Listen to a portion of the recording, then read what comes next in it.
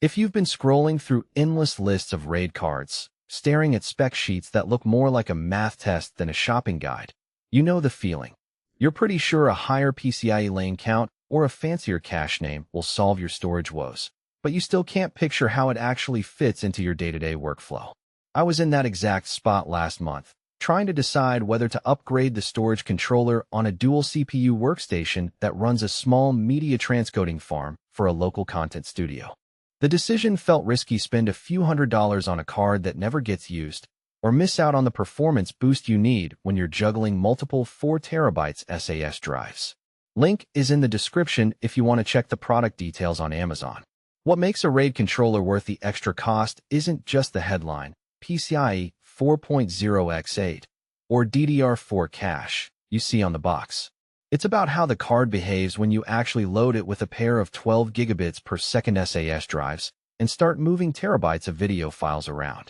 That's why I spent a few days setting up the Supermicro AOC S3908L H8IR in a test rig that mirrors a typical small business server. A single-socket Xeon D, 32 gigabytes of RAM, and a pair of 4TB 7,200 revolutions per minute SAS drives configured in RAID 5 for capacity and redundancy. I also tried the larger AOC S3916L H16IR on a dual-socket Xeon platform with 16 drives in a mixed RAID 10/50th setup, because the bigger model promises the same low-profile form factor, but with double the PCIe lanes. First off, the low-profile design is a practical win if you're building a 1U or 2U rack server where space is premium. The cards slip into the slot without needing a full height bracket, which means you can keep the chassis height low and still have room for additional network or management modules. In my 1U test case, the AOC S3908L H8IR fit neatly under a standard server cover, and the heat sink cleared the airflow without any extra fans.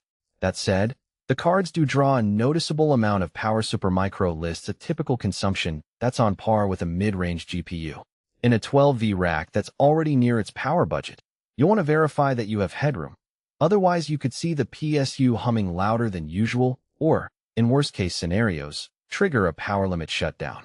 The integrated DDR4 cache is where the controller starts to separate the wheat from the chaff.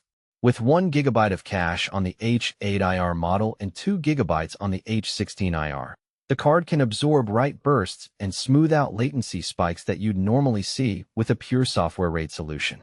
In practice, this meant my file copy test from a 4TB drive to a 6TB RAID 5 volume completed about 12% faster than the same operation on a motherboard-integrated SAS controller.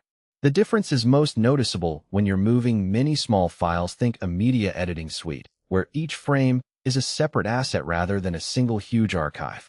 If your workload is largely sequential, large backups, database dumps, you might not feel the cache's advantage as strongly. MCTP support over IC/PCIe and the cache vault feature are more niche, but they matter in specific environments. MCTP, Management Component Transport Protocol, lets the controller talk directly with a server's out-of-band management controller, which can be a lifesaver in a data center where you need to monitor health without pulling the machine out of service. In my dual CPU rack, the MCTP interface showed up in the IPMI logs, allowing me to see cache temperature and error counts from the BMC console. Cache Vault, on the other hand, protects the onboard cache from data loss in the event of a sudden power cut. The card writes the cache contents to a non-volatile flash area before the power goes away, so when the server boots back up, the RAID array can rebuild without a full parity recompute. For anyone running a mission-critical application where every minute of downtime costs money, that extra safeguard is a genuine value add. Now, who should actually buy one of these Supermicro controllers?